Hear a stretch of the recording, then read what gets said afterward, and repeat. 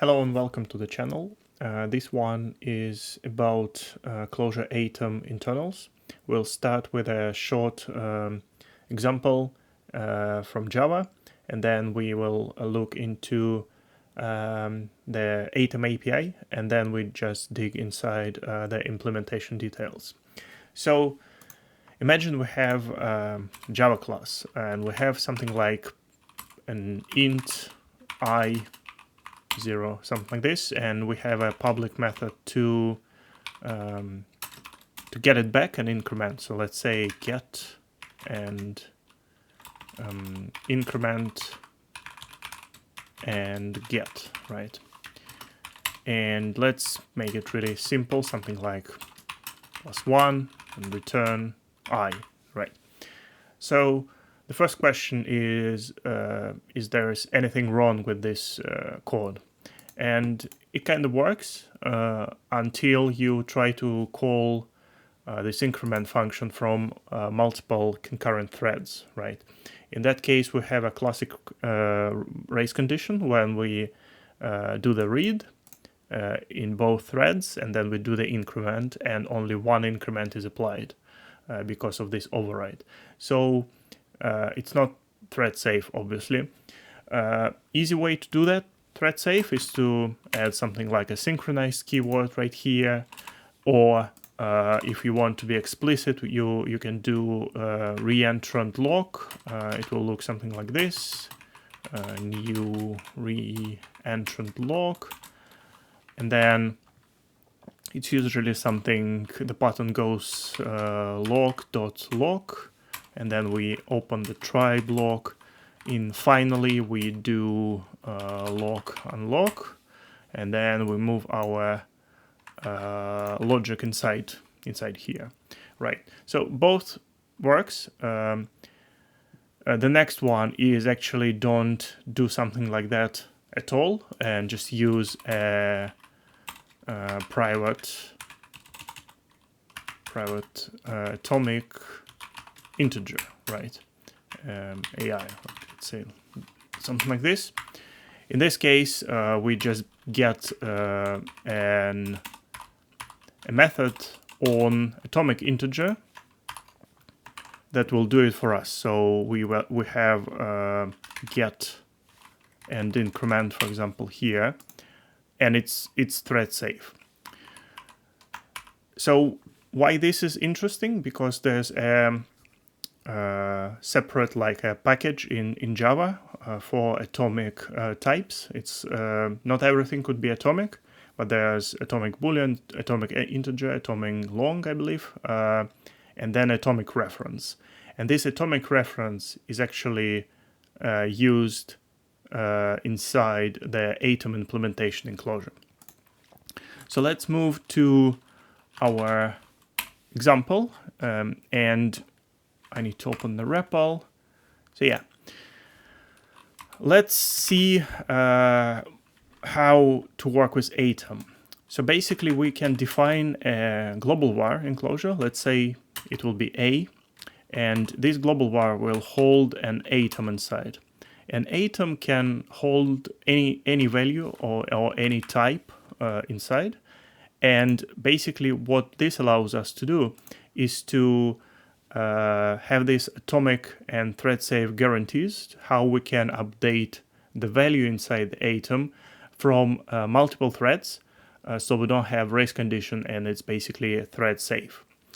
So let's evaluate this first, and then if we do add a and call that, we see 0 right here.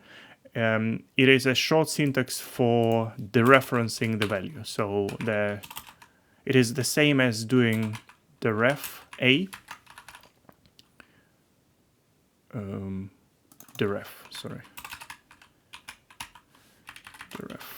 Yeah, so we still have the same value, 0. One way to change the value inside the atom is just to use a reset API. So we have reset A, and after that we can just provide any value we want. And it returns the new assigned value inside the atom, and if we do the deref, now we have 1. And as I said, it shouldn't be always primitives inside an atom. It could be a vector, let's say 1, 2, 3. We do this, and now we have that vector inside the atom. It could be like more complex structures, like vector with different types. So yeah, that's like a flexibility of working with a dynamically typed language. So you are not constrained by strict types, or you don't even have to have a collection of the similar typed elements. So that's one way.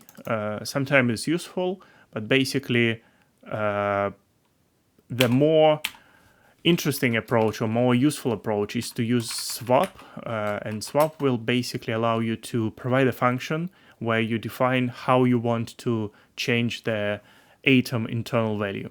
So the API is like, it goes like this. So we have swap and then the atom reference. And here we have a function that will accept old value right here. And we can do something like print old value of A is, and let's do old value. And let's say we want to, let's assume our atom will hold an integer right now, and we want to increment that value. So increment old value. And yeah, that's it. So what will happen? This swap function will be called on atom. It will get the old value, will increment that, and it will be updated inside the atom. And this swap function is guaranteed to be thread safe. So if we have two concurrent threads calling this swap operation at the same time, only one will succeed, and the other one will be retried until it succeeds. And we'll take a look into how that implemented right after this example. So let's reset our atom to hold an integer once again. So let's say 0 here. We can call it, we have 0, and let's do the swap now. So old value of A is 0, but it's returning 1 because that's a result of increment. Now if I do the ref, we have 1, right? And as I said, if your atom contains a map, so this old value will just be a map now, and you can write whatever function you can imagine or what you want in your use case to work with that map. So like, for example, you have an atom with a map, and then an update will basically add a new key inside the map, for example. It's like some kind of dictionary that could be accessed from multiple threads. So yeah, how that works. Let's go inside Atom, and we see that it's using this Clojure lang atom Java class. And here we go, AtomicReference. So AtomicReference allows you to update the reference in Java atomically, basically how the name goes. And what that means is that you if you just want to set a reference in Java to something new, it's actually, in most cases, I believe, atomic by definition itself, so you don't have to care about that. But here we want to not just to set it to new value, we want to update it, and we want to make sure that the original state is what we kind of expect, right? So in that case, if we do two updates from different threads, we don't override these changes. We actually make sure that when we update the reference, it was exactly the same as we expect. And we see that in a sec when we go to this compare and set loop. So state is what we have inside Atom. It's stored as atomic reference. Then here is implementation of the deref method. It's actually pretty simple. Just call get on the atomic reference, and it will give you the value at this point, and it is thread safe. And then we have swap. And you will see this a lot in atomic classes in Java. Basically, it is a compare and set operation, and it says that when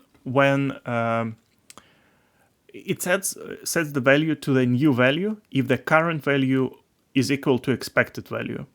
So you need to provide two things. Expected value is what you think right now is the value of this atomic thing, and then a new value that you want it to be after this operation. And it could succeed or not. So in happy path, it will return true, and that basically means that we atomically set atomic reference in our case to a new value. Or if the expected value is not what's currently inside the atomic reference, it won't return true, and we have to retry it in loop, and that's why we have the loop. So yeah, that's it. And actually, this compare and set, I believe, is a specific instruction on the processor level, on the real like CPU.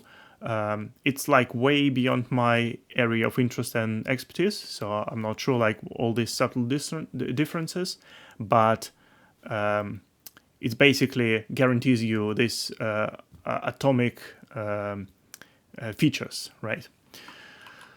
Okay, let's go back, and we now know that this thing can return true or false, true in case of success, and basically we here have a while loop that will run until we have a success right here. And what we pass inside, so value is deref of the atomic reference, right? So this is current value. The new value will be function invoke on the current value. So we are calculating the new value or that we want to store in the atom. And this function is basically what we passed as the second argument in the swap operation on the atom. So we're invoking that, we calculated the new value.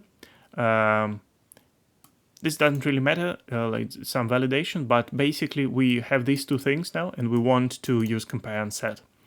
And if that's okay, like if we have just one thread, no conflicts, it will be just one loop iteration. If there are conflicts, we will retry this until it succeeds. And this is really important to understand, because if you put some kind of side effect inside your function, inside your swap, it could be dangerous, because there is no guarantee, as you can see from this code, that that function is called exactly once. So in case of conflict, it will be retried, and you will execute that side effect once again.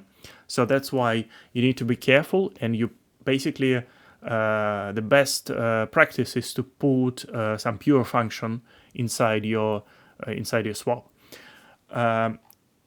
It's guaranteed to apply the change to the value of the atom exactly once, and that's the case.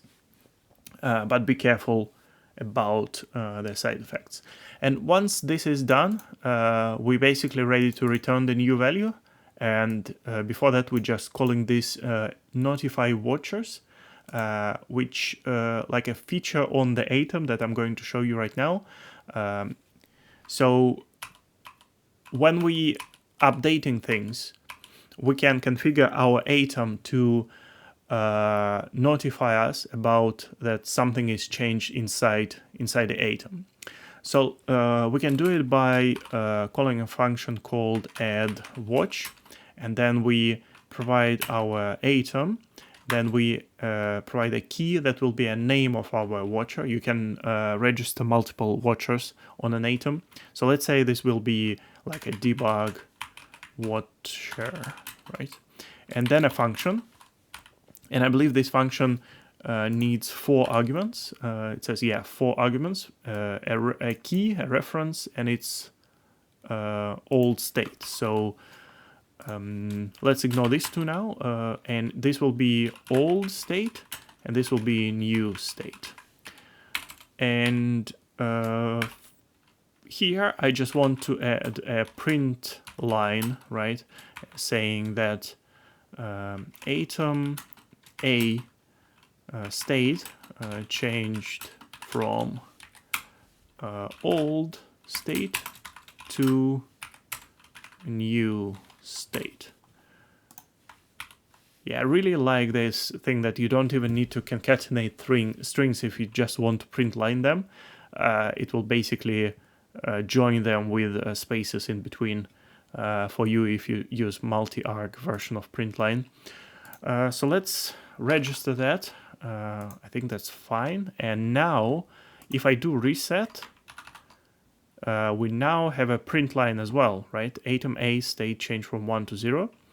And then if I call our swap, we now have additional print line, you see, but from our voucher that we have. Yeah, here we go. That's overview of atoms and Clojure.